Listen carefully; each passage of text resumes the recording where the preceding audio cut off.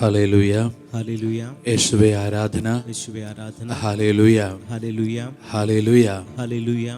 പരിശുദ്ധ അമ്മയോട് ചേർന്ന് നമ്മൾ ഇന്ന് പ്രാർത്ഥിക്കുമ്പോൾ പരിശുദ്ധ അമ്മയോട് ദൈവം പറഞ്ഞ, സ്വർഗം പറഞ്ഞ ഒരു വചനം ലൂക്ക 1:37. ദൈവത്തിന് എല്ലാം സാധ്യമാണ്. ദൈവത്തിന് എല്ലാം സാധ്യമാണ്. പ്രിയപ്പെട്ടവരെ, നമ്മൾ പരിശുദ്ധ അമ്മയോട് ചേർന്ന് പ്രാർത്ഥിക്കുമ്പോൾ ആ കാനായിലെ കുടുംബം ആ കുടുംബത്തോട് ചേർത്ത് നമ്മളെ ഒന്ന് സമർപ്പിക്കുക. വചനം പറയുകയാണ്, പരിശുദ്ധ അമ്മ അവിടെ ഉണ്ടായിരുന്നു. പരിശുദ്ധ അമ്മ അവിടെ ഉണ്ടായിരുന്നു. യോഹന്നാൻ സുവിശേഷം ആരംഭിക്കുമ്പോൾ ആദ്യത്തെ അധ്യായം എന്താണ്? ആദ്യത്തെ അധ്യായം വചനം മാംസമായി നമ്മുടെ ഇടയിൽ വസിച്ചു. ഇനി ആ വചനത്തിൻ്റെ ഇടപെടലാണ്, ആ യേശുവിൻ്റെ ഇടപെടലാണ്. പിന്നീട് യോഹന്നാൻ പറയുന്നത് ഒരു കുടുംബത്തിൻ്റെ കഥയാണ്. ഒരു കുടുംബം പ്രതിസന്ധിയിൽ നിന്നൊരു കഥയാണ്. ഒരു കുടുംബം സങ്കടത്തിൽ നിന്നൊരു സമയമാണ്. വചനം പറയുന്നു, പരിശുദ്ധ അമ്മ അവിടെ ഉണ്ടായിരുന്നു. പരിശുദ്ധ അമ്മ അവിടെ ഉണ്ടായിരുന്നു. ഇത് ഉറപ്പിക്കുകയാണ് സുവിശേഷകൻ. ഒരു കാര്യം നമ്മളോട് ഉറപ്പിച്ച് പറയുകയാണ്, നിൻ്റെ വീട്ടിൽ, നിൻ്റെ കുടുംബത്തിൽ പരിശുദ്ധ അമ്മ ഉണ്ടാകണം. നിൻ്റെ കുടുംബത്തിൽ പരിശുദ്ധ അമ്മ ഉണ്ടാകണം. നമുക്ക് അമ്മയോട് ചേർന്ന് പ്രാർത്ഥിക്കാം.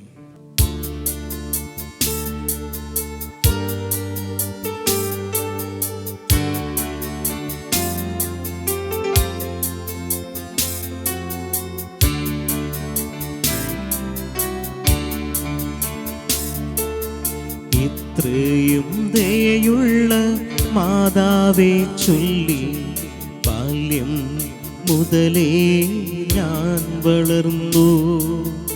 എന്നുടെ നിഴലായി നിത്യസഹായമായി മാതാവെന്നും കൂടി വന്നു. മാതാവിൻ ചിത്രമുള്ളുത്തരിയം അമ്മച്ചി അന്നെന്നെ അണിയിച്ചു. മാതാവെന്നും നിന്നെ കാത്തുകൊള്ളും കുഞ്ഞെ വാത്സല്യമായി കാതിൽ മന്ത്രിച്ചു.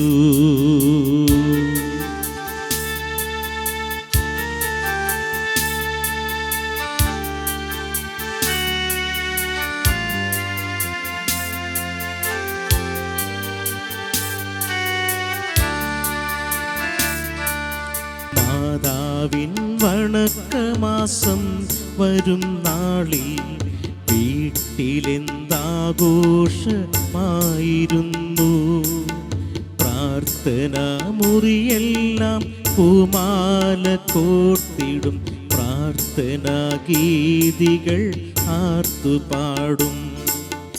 നിത്യസഹായ നൊവേനകൾ ചൊല്ലി ഭക്തിയായി മാതാവിനെ വണങ്ങി.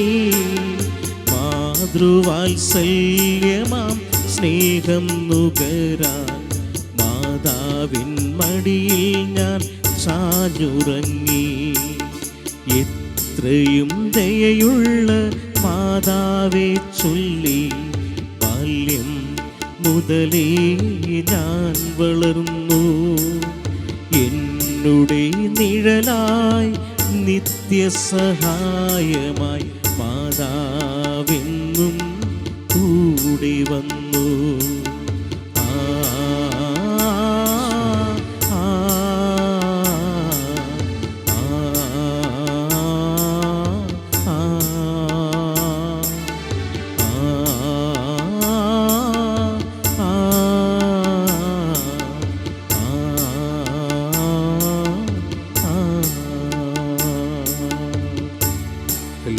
Hallelujah hallelujah hallelujah. യേശുവേ ആരാധന ആരാധന ആരാധന ആരാധന. Hallelujah hallelujah hallelujah. യേശുവേ ആരാധന ആരാധന ആരാധന. Hallelujah hallelujah hallelujah hallelujah hallelujah hallelujah hallelujah. യേശുവേ ആരാധന യേശുവേ ആരാധന. ഹല്ലേലൂയ. ഹല്ലേലൂയ. പ്രിയപ്പെട്ടവരെ, പരിശുദ്ധ അമ്മയോട് ചേർന്ന് പ്രാർത്ഥിക്കുമ്പോൾ പരിശുദ്ധ അമ്മയോട് ദൈവം പറഞ്ഞു, ദൈവത്തിന് ഒന്നും അസാധ്യമല്ല. ദൈവത്തിനൊന്നും അസാധ്യമല്ല. കാനായിലെ കുടുംബം എല്ലാ തയ്യാറെടുപ്പുകളും ചെയ്തു വച്ചു. എന്നാൽ അപ്രതീക്ഷിതമായിട്ട് അവരുടെ കണക്കുകൂട്ടലുകൾ മുഴുവനും തെറ്റി. അവരുടെ ലക്ഷ്യങ്ങൾ മുഴുവനും തെറ്റി. അപ്പോൾ പരിശുദ്ധമ്മ പറഞ്ഞു, അവൻ പറയുന്നത് കേൾക്ക്, അവൻ പറയുന്നത് കേൾക്ക്. വലിയ പ്രതിസന്ധിയിൽ നിൽക്കുമ്പോൾ പരിശുദ്ധമ്മ ഒരു സൊല്യൂഷനാണ്, ഒരു സഹായമാണ്. ആ കുടുംബത്തിന് ആരുമില്ല. എല്ലാവരും അവരെ ഓർത്ത് സഹതപിക്കുന്നുണ്ട്, അസ്വസ്ഥപ്പെടുന്നുണ്ട്. എന്നാൽ പരിശുദ്ധമ്മ സഹായത്തിനെത്തുകയാണ്. അവൻ പറയുന്നത് കേൾക്ക്. കാരണം പരിശുദ്ധമ്മ ആരാണ്? ദൈവം പറഞ്ഞ കാര്യങ്ങൾ നിറവേറുമെന്ന് വിശ്വസിച്ചവൾ ഭാഗ്യവതി. ദൈവം പറഞ്ഞത് അനുസരിക്കാതിരുന്നതാണ് മനുഷ്യൻ ഏദനിൽ നിന്ന് പുറത്താകാൻ കാരണം. ദൈവം മനുഷ്യനെ നിർത്തിയത് ഏദനിലാണ്. ദൈവം മനുഷ്യനെ നിർത്തിയത് ഏദനില്ല. ദൈവം നമ്മളെല്ലാവരെയും കാണാൻ ആഗ്രഹിക്കുന്നത് ഏദനില്ല. ഏദൻ എന്ന വാക്കിൻ്റെ അർത്ഥം സന്തോഷമുള്ള സ്ഥലം. എന്നാൽ പ്രിയപ്പെട്ടവരെ, എന്ത് സംഭവിച്ചു? അവിടെ ദൈവത്തിൻ്റെ വചനം ധിക്കരിച്ചു. അപ്പോൾ സന്തോഷമുള്ള സ്ഥലത്തുനിന്ന് മനുഷ്യൻ പുറത്തായി. ഏദനിൽ നിന്ന് മനുഷ്യൻ പുറത്തായി. ഇനി പരിഹാരം എന്താ? പരിഹാരം, സന്തോഷം തിരിച്ചു വരാൻ പരിഹാരം എന്താ? ദൈവം പറയുന്നത് അനുസരിക്കുക. ഇതാ അതിന് പ്രതീകം എന്താ? ആ കുടുംബത്തിലെ സന്തോഷം നഷ്ടപ്പെടുന്നു. വീഞ്ഞ് തീർന്നു പോയപ്പോൾ കുടുംബത്തിൽ സന്തോഷം നഷ്ടപ്പെടുന്നു. പരിശുദ്ധ ഉടനെ കയറി പറയുന്നത് എന്താ? അവൻ പറയുന്നത് കേൾക്ക്. അവൻ പറയുന്നത് കേട്ടുടനെ സന്തോഷം തിരിച്ചു വന്നു. കണ്ടോ, ഏദനിൽ സന്തോഷം നഷ്ടപ്പെടാൻ കാരണം അവൻ പറയുന്നത് കേട്ടില്ല. ഇപ്പോൾ പരിശുദ്ധ അമ്മ അതേ സംഭവം. ഇനി സന്തോഷം തിരിച്ചു വരാനുള്ള കാരണം എന്താ? പരിശുദ്ധമ്മ പറഞ്ഞു, അവൻ പറയുന്നത് കേൾക്ക്. യേശു പറഞ്ഞു, ഭരണികളിൽ വെള്ളം നിറയ്ക്കുക. ഇതാ ആ കുടുംബം ഉപരി സന്തോഷത്തിലേക്ക് വരുന്നു. പ്രിയപ്പെട്ടവരെ, ദൈവത്തിന് ഒന്നും അസാധ്യമല്ല. ദൈവത്തിനൊന്നും അസാധ്യമല്ല. ഇതാണ് നമ്മുടെ ജീവിതത്തിൽ, നമ്മുടെ കുടുംബത്തിൽ പരിശുദ്ധമ്മയോട് നമ്മൾ ചേർന്ന് നിൽക്കുമ്പോൾ അസാധ്യ കാര്യങ്ങൾ സാധ്യമായി മാറും. ആ സന്തോഷം, ദൈവം ആഗ്രഹിക്കുന്ന സന്തോഷത്തിലേക്ക് നമ്മൾ പതുക്കെ നടക്കും. ഒരു കുഞ്ഞ് സെമിനാരിയിൽ ചേർന്നു. സെമിനാരിയിൽ ചേർന്നപ്പോൾ അവൻ പഠിക്കാൻ വളരെ മോശം. അവന് ലാംഗ്വേജിൽ, ലാറ്റിനിൽ, ഗ്രീക്കിൽ മാർക്ക് വളരെ കുറവ്. അങ്ങനെ അധികാരികൾ തീരുമാനമെടുത്തു അവനെ സെമിനാരിൽ നിന്ന് പറഞ്ഞു വിടാം. അങ്ങനെ ആ തീരുമാനം ബിഷപ്പിൻ്റെ മുമ്പിലെത്തി. ബിഷപ്പ് ഒരേ ഒരു ചോദ്യം ചോദിച്ചു. ശരിയാണ്, അവന് ലാറ്റിൻ അറിയില്ല, അവൻ ലാറ്റിനിൽ പുറകിലാണ്. ബിഷപ്പിൻ്റെ അടുത്ത ചോദ്യം, അവന് ജപമാല ചെല്ലാൻ അറിയാവോ? അവന് ജപമാല ചെല്ലാൻ അറിയാവോ? അറിയാം, നല്ലപോലെ ജപമാല ചൊല്ലും. എങ്കിൽ ഞാൻ അവന് പട്ടം കൊടുക്കും. പിന്നീട് നമുക്കറിയാം, ഇന്ന് സകല വൈദികരുടെയും മധ്യസ്ഥനാണ് വിശുദ്ധ വിയാനി, ആ കുഞ്ഞ്, ആ സെമിനാരിക്കാരൻ. പ്രിയപ്പെട്ടവരെ, അസാധ്യമെന്ന റിപ്പോർട്ട് ഇവനെ പുരോഹിതനാക്കാൻ കൊള്ളില്ല, അസാധ്യമാണ്. എന്നാൽ എന്ത് സംഭവിച്ചു? പരിശുദ്ധമ്മയുടെ ജപമാല അവൻ കരങ്ങളിലെടുത്തപ്പോൾ അവൻ ഇന്ന് എന്ത് കാര്യത്തിന് അവൻ അസാധ്യനാണ് എന്ന് അന്നുള്ളവർ വിലയിരുത്തിയോ, ഇന്ന് സഭയുടെ ആ ശുശ്രൂഷയുടെ മുഴുവനും, ആ പൗരോഹിത്യത്തിൻ്റെ മുഴുവനും സ്വർഗീയ മധ്യസ്ഥൻ അവനാണ്. അതാണ് നമുക്ക് അസാധ്യമായത് സാധ്യമാകും. അപ്പോൾ ഒരു പക്ഷേ നമ്മുടെ നഷ്ടപ്പെട്ട സന്തോഷം, അതാണ് ഈ കാനായിലെ കുടുംബം പ്രതിദാനം ചെയ്യുന്നത് ആ ഏദനിൽ നഷ്ടപ്പെട്ട സന്തോഷത്തെയാണ്. എന്നാൽ ആ സന്തോഷം തിരികെ വരാനുള്ള വഴി പരിശുദ്ധ പറയും, അവൻ പറയുന്നത് കേൾക്ക്. എന്ന് വെച്ചാൽ പരിശുദ്ധമ്മ അവിടെ ഉണ്ടായിരുന്നു. പരിശുദ്ധമ്മ നമ്മുടെ ജീവിതത്തിലുണ്ട് എങ്കിൽ, പരിശുദ്ധമ്മ നമ്മുടെ ജീവിതത്തിലുണ്ടെങ്കിൽ എല്ലാ അസാധ്യങ്ങളും മാറും. എല്ലാ അസാധ്യങ്ങളും അനുഗ്രഹമാകും. എല്ലാ കണ്ണുനീരിൻ്റെ കാരണങ്ങളും മഹത്വത്തിൻ്റെ കാരണമായിട്ട് മാറും. ഇത് നമ്മുടെ അനുദിന ജീവിതത്തിൽ നമ്മൾ അനുഭവമായിട്ട് മാറണം. ജപമാല എല്ലാവരുടെയും പ്രാർത്ഥനയാണ്. ഏത് ഒരു അറിവോ ജ്ഞാനമോ വേണ്ട, മറിച്ച് നമ്മളുടെ ഉള്ളിൽ നിന്ന് ഒരു സ്നേഹം മതി. ആ സ്നേഹത്തോടെ നമ്മൾ ജപമാല ചെല്ലുമ്പോൾ നമ്മളറിയാതെ ദൈവത്തിൻ്റെ പ്രവൃത്തി നമ്മുടെ കുടുംബം, നമ്മുടെ ജീവിതം കാണും. ദൈവത്തിൻ്റെ പ്രവൃത്തി നമ്മൾ കാണും. അതാണ് ദൈവത്തിൻ്റെ പ്രവൃത്തി കാനായിലെ കുടുംബം കാണാൻ കാരണം പരിശുദ്ധമ്മ അവിടെ ഉണ്ടായിരുന്നു. ഈ പരിശുദ്ധമ്മ, നമ്മൾ ഈ ജപമാല ചൊല്ലി പ്രാർത്ഥിക്കുമ്പോൾ എന്താ നമ്മൾ പ്രാർത്ഥിക്കുന്നത്? നമ്മൾ പ്രാർത്ഥിക്കുന്നത് രക്ഷാകര രഹസ്യങ്ങളെ നമ്മൾ ധ്യാനിക്കുകയാണ്. എന്ന് വെച്ചാൽ ആ യേശുവിൻ്റെ പ്രവൃത്തിയെ നമ്മൾ ധ്യാനിക്കുകയാണ്. യേശുവിൻ്റെ പ്രവൃത്തിയെ നമ്മൾ ധ്യാനിക്കുക. അല്ലാതെ നമ്മൾ ഒരു കാര്യം ഓർക്കുക, നമ്മളൊരു പ്രാർത്ഥനയ്ക്കപ്പുറം ഉൽപ്പത്തി പുസ്തകത്തിൽ മനുഷ്യൻ്റെ പാപത്തിൻ്റെ ഫലമായി വന്ന തകർച്ച, അതിൻ്റെ പരിഹാരത്തിൻ്റെ കരം. അതുകൊണ്ടാണ് നമ്മൾ ഓർക്കുക, അവിടെ ഈശോ മറിയത്തെ വിളിക്കുന്നത്, സ്ത്രീയെ എനിക്കും നിനക്കും എന്ത്, എൻ്റെ സമയമായിട്ടില്ല. സ്ത്രീയെന്ന് വിളിക്കാതെ പലരും കുറ്റപ്പെടുത്തുന്ന കാര്യമാണ്. സ്ത്രീയെന്ന് വിളിച്ചു. പക്ഷെ സ്ത്രീയെന്ന് വിളിച്ചില്ലെങ്കിൽ അമ്മയെന്ന് വിളിച്ചാൽ എന്ത് സംഭവിക്കും? അമ്മയെന്ന് വിളിച്ചാൽ അവിടെ യേശു ചുരുങ്ങിപ്പോകും, ദൈവമാതാവായിട്ട് ചുരുങ്ങും. പക്ഷേ സ്ത്രീയെന്ന് വിളിക്കുമ്പോൾ അവൾ ദൈവമാതാവ് മാത്രമല്ല, അവൾ സകല മക്കൾക്കും സഹരക്ഷകയാണ്. അപ്പോൾ ഈ ജപമാല നമ്മൾ കൈകളെടുക്കുമ്പോൾ നമ്മളൊരു കാര്യം ഓർക്കുക, നമ്മുടെ ജീവിതത്തിൽ ഏറ്റവും വലിയ പുണ്യത്തോടാണ്, ഏറ്റവും വലിയ കൃപയോടാണ് നമ്മൾ ചേർന്ന് നിൽക്കുന്നത്. എൻ്റെ ജീവിതത്തിൽ ഞാൻ ഏറ്റവും കൂടുതൽ ഓർക്കുന്നൊരു കാര്യം, ഞാൻ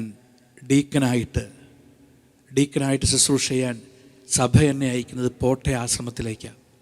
പോട്ടെ ആശ്രമത്തിൽ വരുമ്പോൾ സുപ്പീരിയർ അച്ഛൻ എന്നെ മീറ്റിംഗ് വിളിച്ചിട്ട് എന്നോട് പറഞ്ഞു, ഇവിടെ ശുശ്രൂഷയ്ക്ക് വന്നാലും പ്രധാനപ്പെട്ട കാര്യം തിരുപ്പട്ടത്തിന് വേണ്ടി ഒരുങ്ങണം.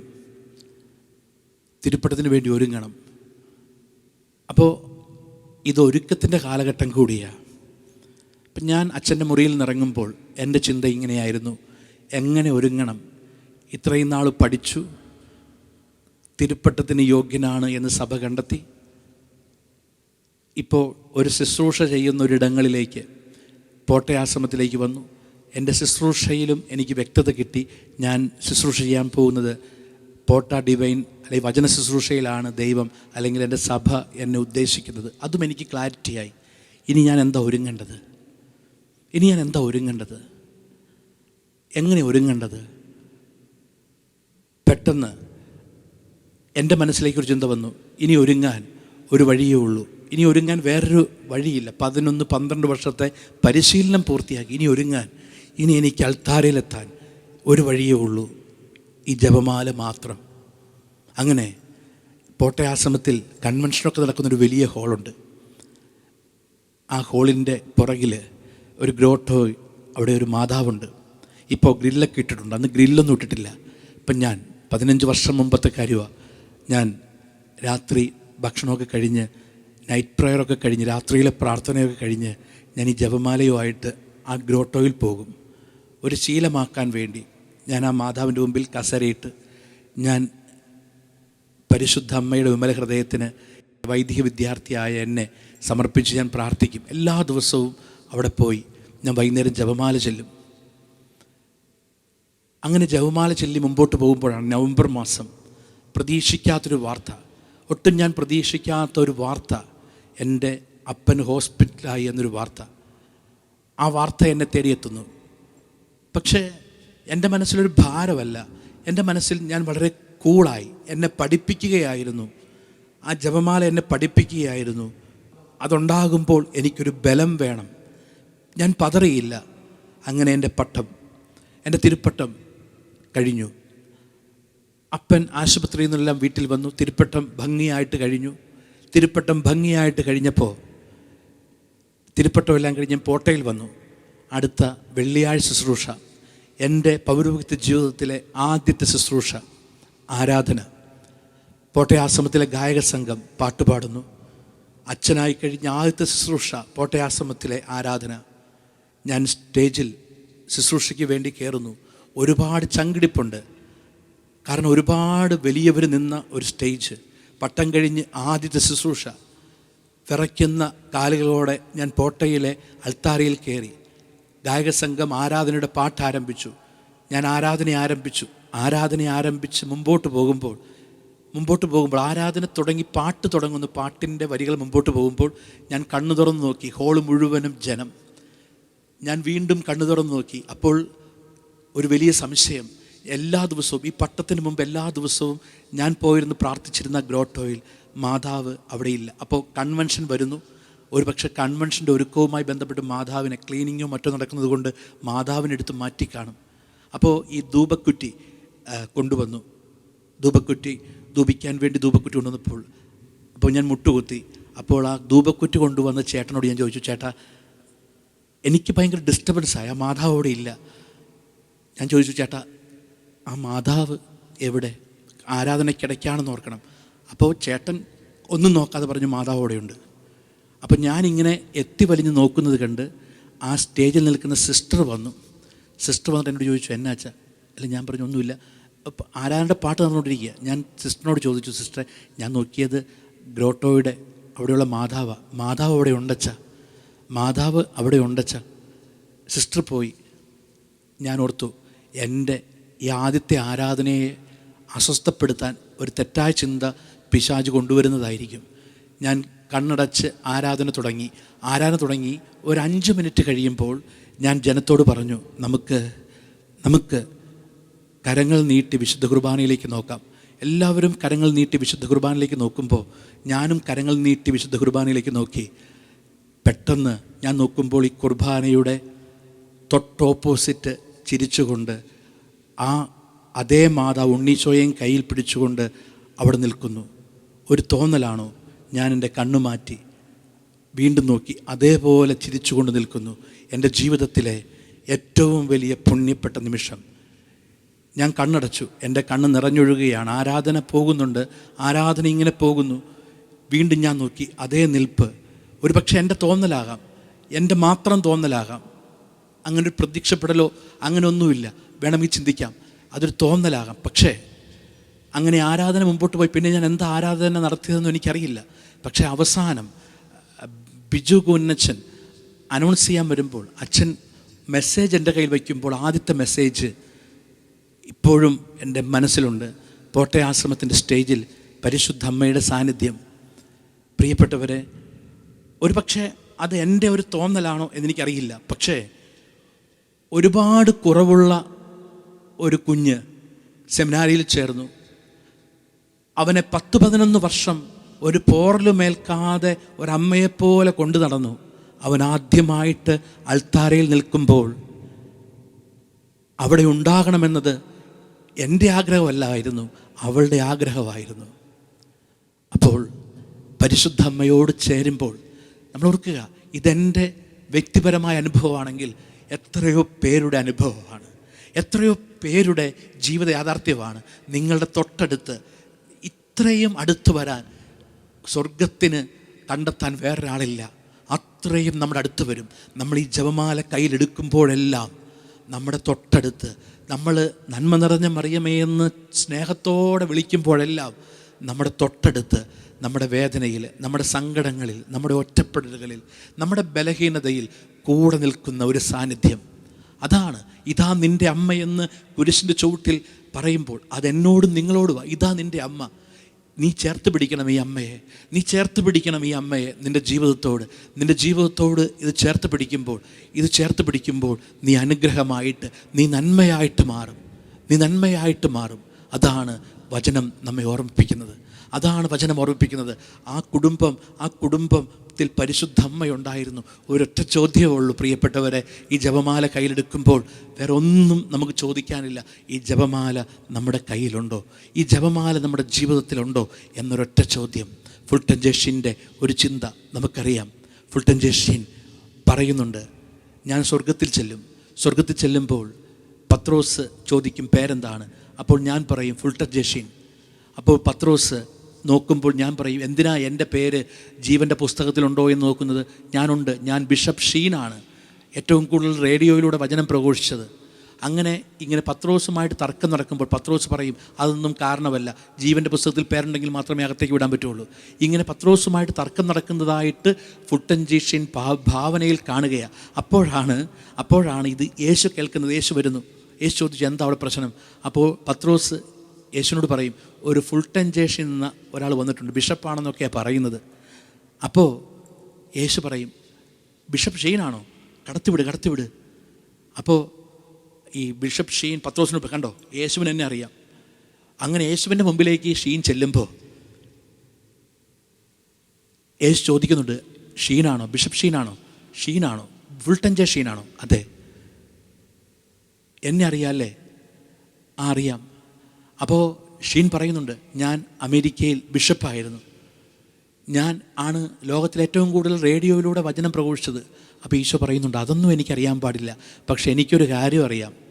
ഞാൻ എപ്പോഴും ഈ സ്വർഗത്തിൽ എപ്പോഴും പല കാര്യങ്ങളുമായി ബന്ധപ്പെട്ട് ഞാൻ സ്വർഗത്തിൽ നടക്കുമ്പോൾ എൻ്റെ പുറകെ നടന്ന് ഷീൻ്റെ കാര്യം നോക്കണേ എന്ന് എൻ്റെ അമ്മ എപ്പോഴും പറയാറുണ്ട്. ഷീൻ്റെ കാര്യം നോക്കിക്കൊള്ളണേ. എന്നിട്ട് ബിഷപ്പ് ഷീൻ കുറിച്ച് വയ്ക്കുന്നൊരു കാര്യമുണ്ട്, ഒരു പക്ഷേ രൂപതയുടെ ജോലി, ഒരു പക്ഷേ റേഡിയോയിലൂടെയുള്ള വചനപ്രഘോഷണം, ഇതൊക്കെ കഴിഞ്ഞ് ക്ഷീണിച്ചായിരിക്കും ഞാൻ ഈ ജപമാല കയ്യിലെടുക്കുന്നത്. പക്ഷേ ഞാൻ ക്ഷീണിച്ച് ജപമാല കയ്യിലെടുക്കുമ്പോഴും സ്വർഗത്തിൽ ഈശോയുടെ പിറകെ നടന്ന് ഷീനെ നോക്കിക്കൊള്ളണേ എന്ന് പറയുന്നൊരമ്മയുണ്ട്. പ്രിയപ്പെട്ടവരെ, നമ്മൾ ഈ ജപമാല കയ്യിലെടുക്കുമ്പോഴെല്ലാം സ്വർഗത്തിൽ ഒരമ്മയുടെ അപേക്ഷ നമ്മുടെ തലയ്ക്ക് മുകളിലെത്തുന്നുണ്ട്. അതിനാൽ നമുക്ക് പ്രാർത്ഥിക്കാം. ഈ ആരാധനയിൽ നമ്മെ മുഴുവനായിട്ടും സമർപ്പിക്കുമ്പോൾ ആ വചനം, ദൈവത്തിന് അസാധ്യമായതൊന്നുമില്ല എന്ന ആ വചനത്തിൻ്റെ അഭിഷേകം, കൃപ നമ്മളിലേക്ക് സമൃദ്ധമായിട്ടൊഴുകാൻ നമുക്ക് പ്രത്യേകം പ്രാർത്ഥിക്കാം. നമ്മളെ ഓരോരുത്തരെയും പരിശുദ്ധമ്മ വഴി ആരാധനയിൽ സമർപ്പിക്കാം.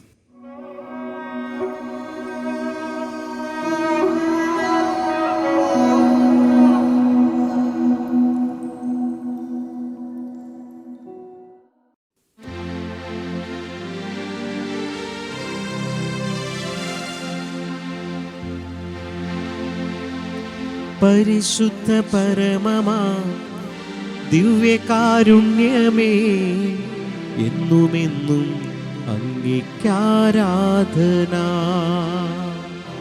എന്നുമെന്നും അങ്ങേക്കാരാധന, എന്നുമെന്നും അങ്ങേക്കാരാധന.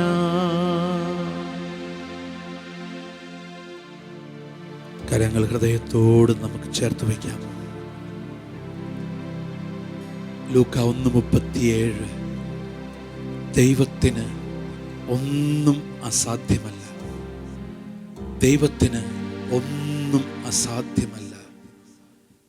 പ്രിയപ്പെട്ടവരെ, അതിനർത്ഥം ഇത് പരിശുദ്ധമ്മയോട് ചേർത്ത് പരിശുദ്ധമ്മയോട് ദൈവം പറഞ്ഞതാണ്. ഒരു പക്ഷേ നമുക്ക് അസാധ്യമായിട്ട് തോന്നുന്ന പല കാര്യങ്ങളും നമുക്ക് ഈ വചനത്തോട് ചേർത്ത് വെച്ച്, പരിശുദ്ധ അമ്മ കേട്ട ഒരു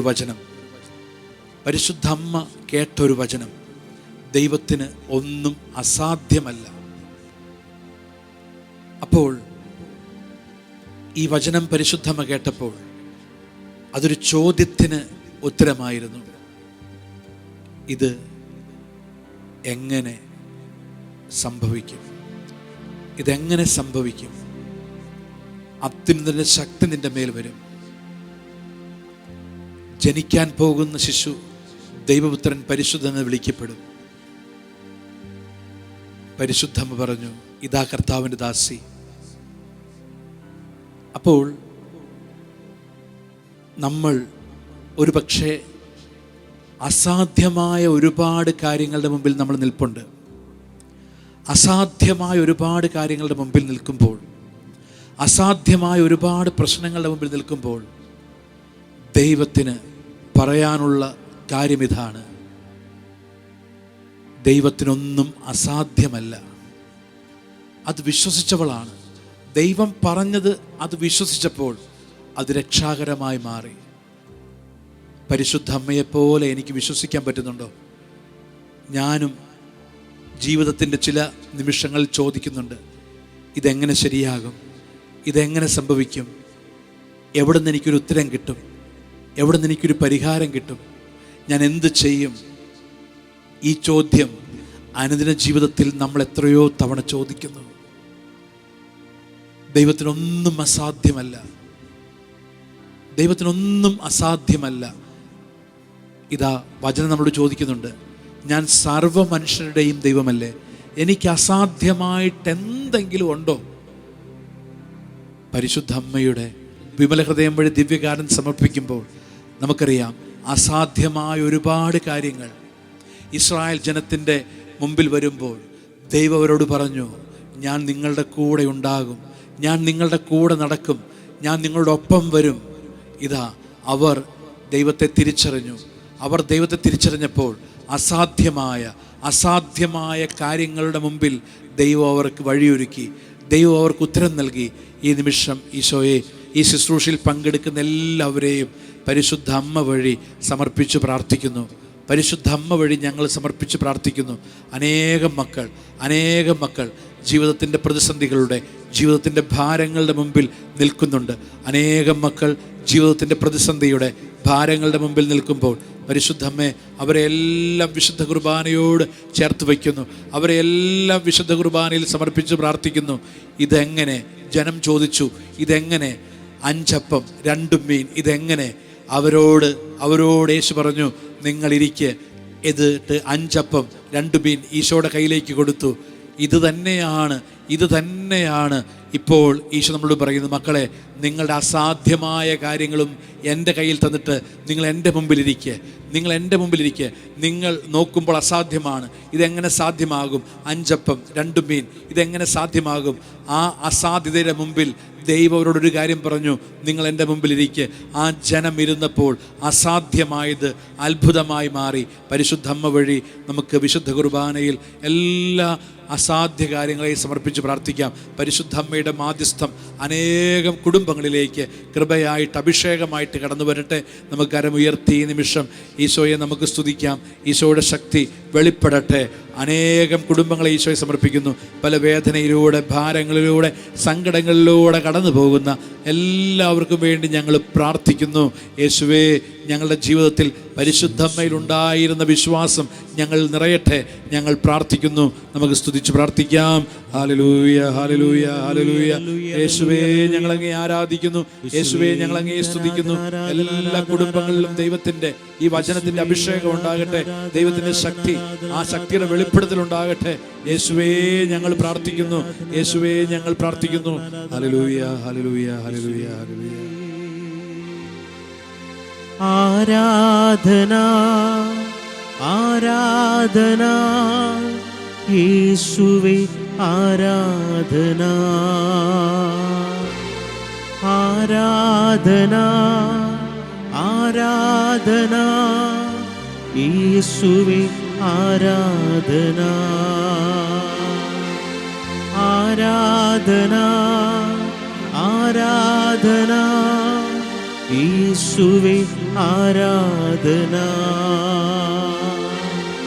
ആരാധന, ആരാധന, യേശുവേ ആരാധന. യേശുവേ ആരാധന.